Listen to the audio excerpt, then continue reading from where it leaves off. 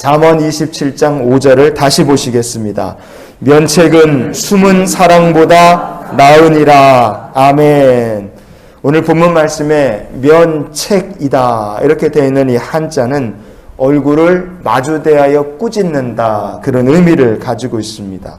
이렇게 물어봐야 되죠. 왜 성경은 면책, 얼굴을 맞대고 꾸짖는 것이 그 사람의 죄나 허물을 이렇게 감춰두는 것보다 더 낫다고 얘기를 할까? 그것은 면책을 받는 그 사람에게는 반드시 좋은 결과가 따라오기 때문에 그렇습니다. 오늘 말씀을 통해서요, 하나님의 마음을 좀 나누는 시간이 되었으면 좋겠습니다.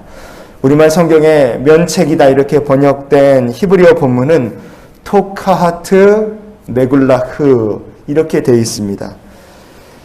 면책이란 게 얼굴하고 책망, 이게 이게 합쳐진 말이지 않습니까? 히브리어 성경도 단어가 두 개예요. 그런데 우리말 성경하고 히브리어 본문하고 의미가 똑같냐? 조금 다릅니다. 먼저 토카트라는 말은요, 영어 그 사전을 찾아보면 reprimand 이렇게 되어 있어요. 그게 뭐냐면 공식적으로 질책한다, 공식적으로 견책을 한다, 그런 뜻입니다. 그렇기 때문에 이 토카트라는 말 자체 요거만으로도 면책이라는 의미가 그냥 그대로 들어 있습니다. 만약에 히브리어 본문에 토카트라는 히브리어만 딱 있었다면 오늘 우리말 성경의 면책이라는 말하고 거의 의미가 똑같았을 것이라 우리가 볼 수 있습니다. 그런데 이 면책이라고 된 히브리어 본문 뒷부분에 메굴라흐라는 말이 들어있다 그랬죠. 이거는 무슨 의미냐 이거예요. 앞에 있는 토카트라는 말만으로도 면책이라는 뜻이 이미 충분한데 메굴라흐라는 말이 들어있어요. 이게 뭔 의미를 가진 말이냐? 세 가지 의미를 갖고 있습니다. 하나는 뭐냐면 드러낸다, 그런 뜻이 있고요. 두 가지는 뭐냐면 사라진다, 그런 뜻이 있고, 나머지 세 번째는 뭐냐면 추방을 시킨다, 이런 의미가 있습니다. 드러내고 사라지고 추방시키고 이런 의미를 가진 말이 메굴라후예요. 토카트라는 말에 이미 공식적으로 아니면 공개적으로 질책을 한다, 이런 의미가 있기 때문에 굳이 드러낸다, 그런 의미로 메굴라우라는 말을 쓸 이유는 없습니다. 그러면 이 메굴라우라는 말은 그럼 도대체 뭘 드러내는 거고, 뭐가 사라지는 거고, 뭐를 추방시키는 것이겠습니까?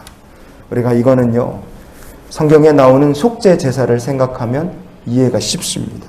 첫 번째, 드러낸다 그랬어요.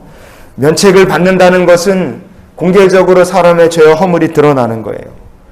우리가 얼마나 하나님 앞에 큰 죄를 졌는지 그게 사람 앞에 드러나고 무엇보다도 하나님 앞에 죄가 드러나는 겁니다.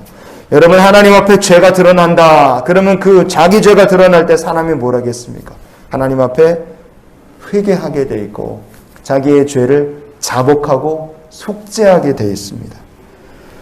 두 번째는 사라진다 그랬어요. 공개적으로 책망을 받았다. 그래서 자기의 죄를 회개하고 자복하고 속죄했다. 그러면 하나님 앞에 지은 죄를 회개한 사람에게는 하나님께서 어떤 결과를 주십니까? 이제 그의 허물이 사라졌다. 속죄의 은혜를 하나님께서 부어주시는 거예요. 세 번째, 추방시킨다 그랬어요. 하나님께 범죄함으로 책망받을 만했던 모든 죄를 다 속죄하고 회개했어요. 속죄 은혜를 받았습니다. 그러면 죄사함 받은 성도가 앞으로 해야 될 일이 뭐겠습니까? 죄악을 자기의 삶에서 영원히 추방하는 거예요. 다시는, 두 번 다시는 죄악된 삶으로 되돌아가지 않는 겁니다. 죄를 드러내고 죄가 사라지고 죄를 추방하고, 이게 속죄의 개념이고요. 이 개념이 레위기 16장에 잘 나와 있습니다. 레위기 16장에 보면 백성들을 속죄하기 위한 속죄제, 그 속죄제에 필요한 염소 2마리가 필요하다는 얘기가 있어요. 염소 1마리는 잡아서 속죄소 위, 속죄소 앞에 그 피를 뿌립니다. 그러면 나머지 1마리는 어떻게 하느냐? 광야로 끌고 가서 쫓아내는 거예요. 레위기 16장 21절 말씀을 우리가 이어서 계속 봅니다. 아론은 그의 두 손으로 살아있는 염소의 머리에 안수하여 이스라엘 자손의 모든 불의와 그 범한 모든 죄를 아뢰고 그 죄를 염소의 머리에 두어 미리 정한 사람에게 맡겨 광야로 보낼지니. 아멘. 모든 죄를 아뢰고, 여러분 이게 토카하트입니다. 공개적으로 하나님 앞에 우리가 죄를 고백하고 책망받고 회개하는 거예요. 그 죄를 염소의 머리에 두어 미리 정한 사람에게 광야로 보낸다. 광야로 보낸다. 사라지는 거죠. 이게 메글라후, 사라진다는 의미입니다. 이 속죄의 은혜가 여기 있는 거예요. 자, 레위기 16장 22절 말씀을 또 이어서 봅니다. 염소가 그들의 모든 불의를 지고 접근하기 어려운 땅에 이르거든 그는 그 염소를 광야에 놓을지니라. 아멘. 광야에 놓는다. 근데 어디다 놓습니까? 접근할 수 없는 곳, 어려운 곳이에요. 여러분 이게 메글하우, 추방시킨다는 말의 의미가 여기 담겨 있어요. 접근하기 어려운 땅, 그냥 절벽에 집어 던진다고 생각하시면 쉬워요. 이게 뭐냐? 이 죄야, 다시는 주의 백성들의 삶에 되돌아오지 말아라. 우리가 다시는 죄악된 삶으로 돌아가지 않겠다. 이런 영적 다짐을 담은 행위가 아사셀 염소를 추방시키는 행위였습니다.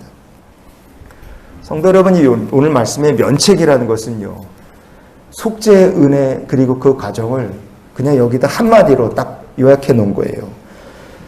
왜 면책이 숨은 사랑보다 낫느냐? 그것은 사람이 죄악을 숨기고 죄 가운데 사는 것보다 차라리 하나님께 책망받고 죄를 회개하고 하나님의 그 크신 은혜 가운데 사는 것이 우리의 삶에 더 큰 유익이기 때문에 그렇습니다.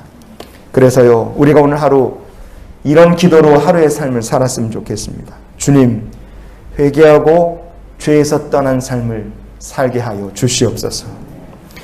하나님, 우리를 면책하실 때 우리가 주 앞에 회개하고 죄악을 떠난 삶을 살 수 있기를 원합니다.